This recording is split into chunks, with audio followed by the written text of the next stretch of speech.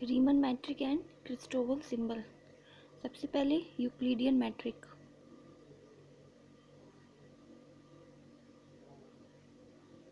इन्होंने जो डिस्टेंस निकालने का फॉर्मूला दिया था वो है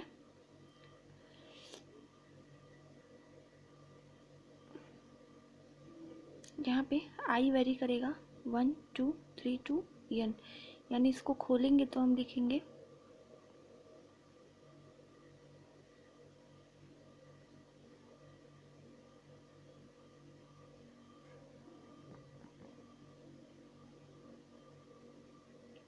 होल स्क्वायर। दूसरा है रीमन मैट्रिक।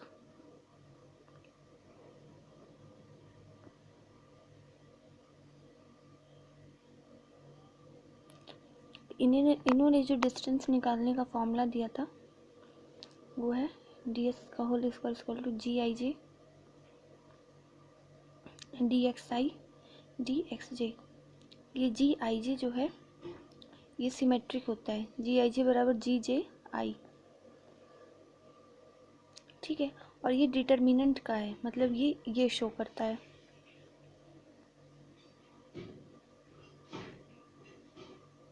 मान लेते हैं आई जे वेरीज फ्रॉम 1 to 3।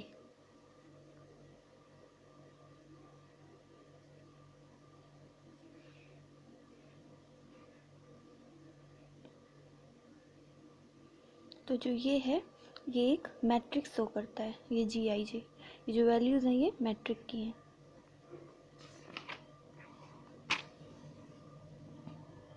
क्रिस्टोवल सिंबल।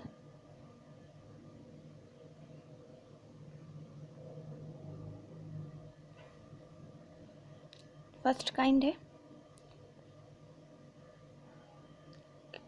के आई जे बराबर 1/2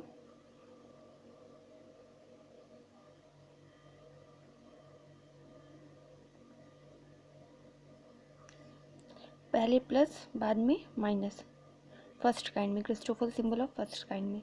फिर पहले आई है, यहाँ से पढ़ते हैं आई जे फिर के, तो आई जे के, और आई के बाद क्या है जे के बचा, तो यहाँ लिखेंगे जे के। यहाँ जे है तो जे के बाद आई के बचा, आई के, और के है तो के बाद आई जे बचा। सेकंड है Christoffel symbol of second kind. इसमें आई जे नीचे के ऊपर, जो इसकी वैल्यू होती है वो होती है आई जे है तो पहले आई जे लिख लें, फिर यहाँ जी लिखें, के है के यहाँ लिखें, और जो डमी यहाँ लिखें वही यहाँ, यानी कि यहाँ पे जो हमको सेलेक्ट करना है वो डमी होना चाहिए, यच यहाँ तो यच यहाँ। तो ये होता है Christoffel symbol of second kind. ये यहाँ पे ये है, और Christoffel symbol of first kind में ये है, मतलब ये तो ठीक है, यहाँ पे जे के नीचे है तो ये किसी मैट्रिक्स का एलिमेंट है, जैसे कि यहाँ पे दिखाया गया है, ठीक है। बट जो ये है जिसमें ऊपर लिखा है इसकी क्या वैल्यू होती है, इसकी वैल्यू होती है, मान लेते हैं जी आई जे बराबर 1/g। ये जी क्या है, इस मैट्रिक्स का डिटर्मिनेंट निकाल के यहाँ रख दिए हैं, 1/g को factor of g i j in the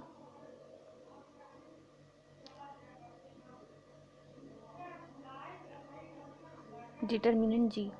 तो जो इस जी आई जे की वैल्यू होती है वो यहाँ पे है, और यही हम लोग को क्वेश्चन में निकालना रहता है, ठीक है। तो क्वेश्चन दिया रहेगा कि इसकी वैल्यू निकालिए, तो इसकी वैल्यू निकालने के लिए पहले हमको ये जी यानी कि जो ये मैट्रिक्स है, ये मैट्रिक्स है इसका डिटर्मिनेंट निकालना पड़ेगा। तो पहले इसका क्वेश्चन देखते हैं। तो ये क्वेश्चन है कि D S square equal to ये वैल्यू दिया हुआ है, और हम लोग को कह रहा है calculate the conjugate metric tensor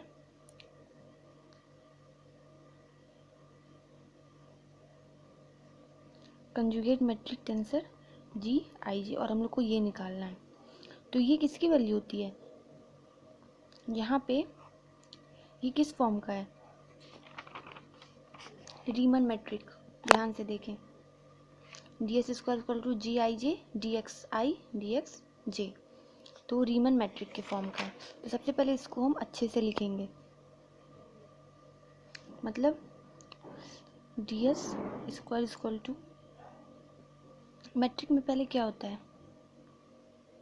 G11 G12 G13 G21 G22 G23 G31 G32 G33, ठीक है।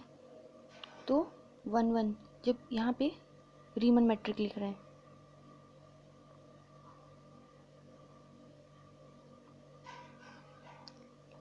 तो सबसे पहले G11 लिखेंगे, तो G11 यानी कि dx1 dx1, तो dx1 का होल स्क्वायर, तो G11 की वैल्यू ये है,